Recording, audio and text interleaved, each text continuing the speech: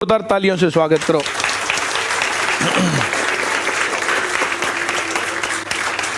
जैसे यहाँ पर हरियाणा जी के मैम पढ़ाते हैं तो वैसे ही Ram Kumar sir, welcome sir, वैसे ही पढ़ाते हैं, बहुत बढ़िया पढ़ाते हैं। तुम लोगों को जैसे राजस्थान जी के की ज़रूरत कम होती है इसलिए तुम शायद ना जानते हो, पर बहुत अच्छे टीचर हैं और पूरे राजस्थान को संभालते हैं।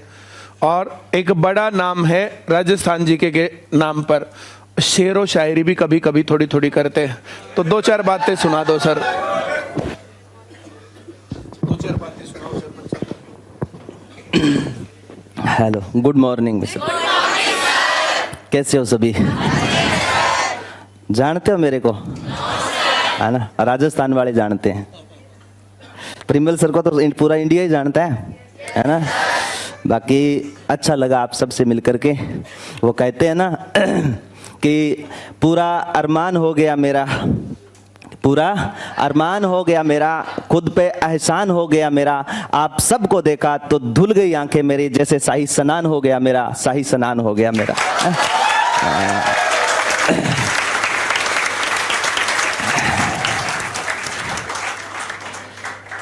बाकी कैसे चल रही है सबकी तैयारी, है ना? आपके तो सम्मुख खड़े होकर के सर पढ़ा रहे हैं, हम तो वहां पर वेट करते रहते हैं भी कब आए कब देखें, है ना? वो कहते हैं ना, मैं बोलता हूँ सर कई बार गर्गी मुर्गी दाल बराबर ही है ना? तो गर्गी मुर्गी मटन बराबर है। हमारे वाले वहां पे वेट करते रहते हैं। सर को कई बार बोला कि सर आप आओ वहां पर, आप स्पेशल आए कि सर को एक बार वहां पर और लेकर के जाए हम राजस्थान में, ठीक है? वहां तो बच्चे वेट करते हैं, देखा होगा आपने, है ना? तो खूब मान सम्मान, हम तो स्पेशल चल करके आए और मैं हमेशा वहां पर विजिट होती है सर के साथ में, कई बार एक दो बार जाता हूँ तो भी चर्चाएं करता हूँ सर से और मैडम से कि सर राजस्थान आपका हमेशा ऋणी रहेगा कि बहुत ही कम फीस के अंदर वहां पर बच्चों को सिर्फ और सिर्फ शिक्षा से संबंधित, शिक्षा दूर की बात है, शिक्षा से बढ़ करके संस्कारों की बात, है ना? शिक्षा भी मिलती है और इससे अच्छे आपको संस्कार भी मिलते हैं। और मैं तो हमेशा कहता हूं गुरुजन सबसे बड़े हैं, पहले माता पिता और उसके बाद में गुरुजन। और गुरुजन शुरू से लेकर के लास्ट स्टेप तक जहां तक आपको कुछ ना कुछ सिखाया जाता है वही गुरु है। गुरु की मैं हमेशा क्लास में जाता हूँ, हमेशा परिभाषा बताता हूँ कि गुरु कहते किसको हैं, किसको बोलते हैं गुरु?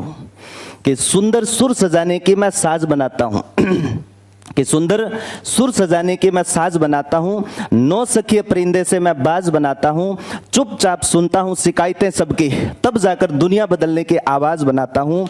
अरे समंदर तो परखता है, समंदर तो परखता है हौसले पक्षियों के, मैं तो डूबती कश्तियों के जहाज बनाता हूं। और बनाए कोई चंद्रमा पे खूबसूरत इमारत, मैं तो इन कच्ची मिट्टी से नए इंसान बनाता हूं, कच्ची मिट्टी से नए इंसान बनाता हूं, है ना? तो बाकी हरियाणा जी के तो पढ़ते ही हो, हरियाणा के साथ साथ में राजस्थान की धरा भी बहुत अच्छी है ना? वो वीरों की भूमि भी है और वो वीरांगनाओं की भूमि भी है ना? तो उसको भी कभी मैंने एक बार सुना था, कोई बोल रहा था कि राजस्थान में क्या, राजस्थान में बहुत कुछ है, क्या नहीं है? राजस्थान वाले सुन रहे होंगे, राजस्थान में बहुत कुछ है ना?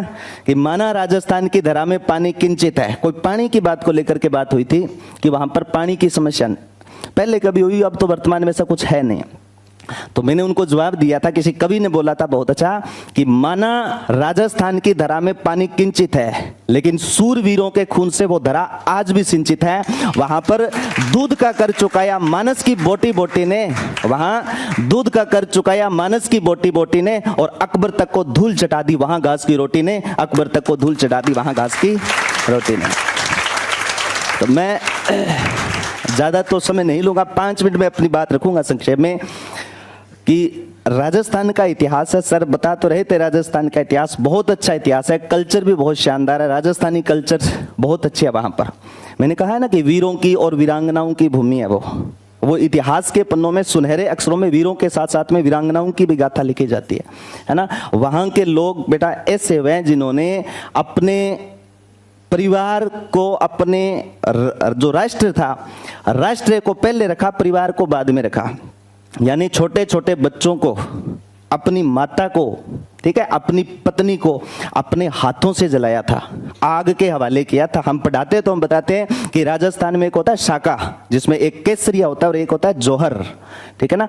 केसरिया जब किया जाता है जब उनको पता चल जाए कि जो चारों तरफ से दुर्ग घेर लिया गया, अब अपनी कोई जीत नहीं, हार हमारे सामने निश्चित है।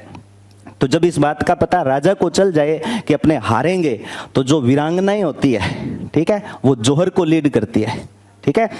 और वैसे भी कहा जाता है कि महिलाओं का त्याग, बलिदान, समर्पण भावनाएं सदियों सदियों से चली आ रही है और आज तक वही चलती आ रही है ना। तो जब तक पति जीवित होता है, ठीक है, तब तक वो जौहर को लीड करती है। पति जीवित है, पहले वो जौहर करेगी, अग्निकुंड सजाएगी, बाकायदा हाथों पर मेहंदी लगाएगी, हार श्रृंगार करेगी, उसके बाद में आग में बैठती है।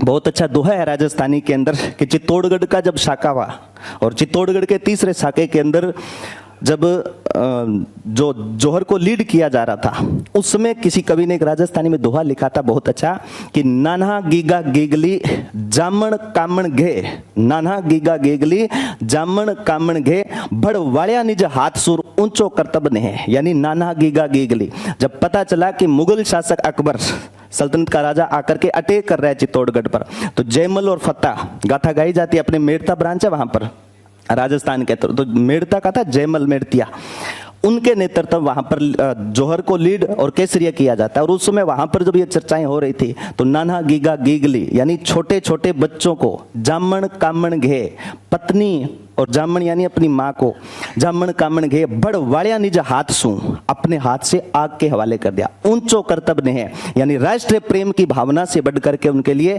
कुछ भी नहीं था, परिवार तक उन लोगों ने न्योछावर कर दिया था। कितने अपने आप में बड़ी बात है। हम तो आज भी राजस्थान इतिहास पढ़ाते हैं, रोंगटे खड़े होते हैं कि किस प्रकार के डील के डाकी टाइप के आदमी रहे होंगे, लांगड़ रहे होंगे, और कितनी बहादुरी दिखाई होगी उन योद्धाओं ने। और उन योद्धाओं के कारण ही राजस्थान सुरक्षित रहा था। राजस्थान नहीं, पूरा भारत सुरक्षित रहा था, क्योंकि 7वीं से 12वीं शताब्दी का जो काल था ना, जिसे आप बोलते हो राजपूत काल, पूरे भारत को बचाने वाला कोई था तो वो राजस्थान की धरा था।